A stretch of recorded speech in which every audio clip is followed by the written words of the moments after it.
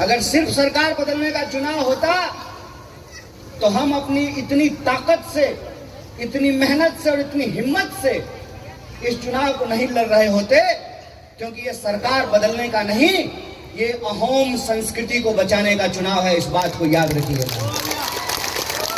और ये बात हम क्यों कर रहे हैं?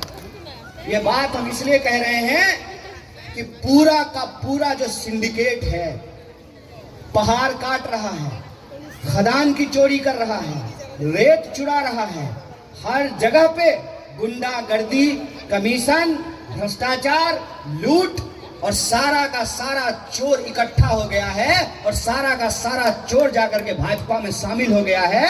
और इस चोरों का सरदार जय शाह का पिताजी है, जानते हैं उसका नाम ना? हम आए तो हमको मीडिया के एक पत्रकार ने कहा कि घुसपैठिया का मुद्दा है। हम बोले सबसे बड़ा घुसपैठिया गुजरात से आया है, हेमंता बिश्व शर्मा के साथ उसको भी यहां से भगाने का जरूरत है। हमारे गांव के लोग, हमारे जिले के लोग बोगाई गांव में काम करते हैं, लेकिन फिर भी हम आपको कहते हैं कि बोगाई गांव की चीजों पर, आसाम की संपत्ति पर आसाम के लोगों का पहला हक है और उसका हम समर्थन करते हैं। कांग्रेस पार्टी समर्थन करती है।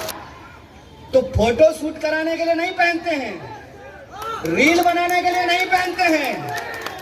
ये गमछा जब हम अपने कंधे पे डालते हैं तो गांधी की तरह जब प्रतिज्ञा लेते हैं कि जान चली जाए तो चली जाए, जैसे गांधी ने अंग्रेजों से समझौता नहीं किया था, हम इस देश के संविधान को मिटने नहीं देंगे, इन चोरों के साथ कोई समझौता नहीं करेंगे।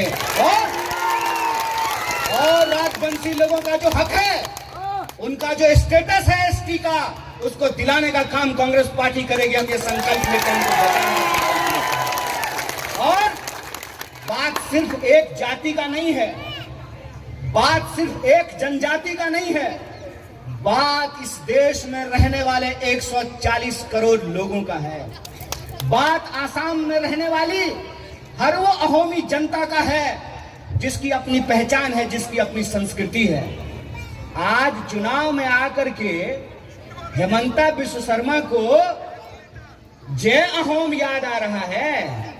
जब स्कूल खोल रहे थे तब अहोम का नाम क्यों नहीं लिया? उसका नाम तो इंटरनेशनल रखा है।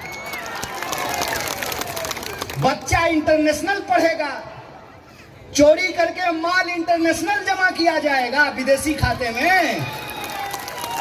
और विदेश में जुबिन दा की मौत हुई तो उनको अभी तक न्याय नहीं दिलाया गया है।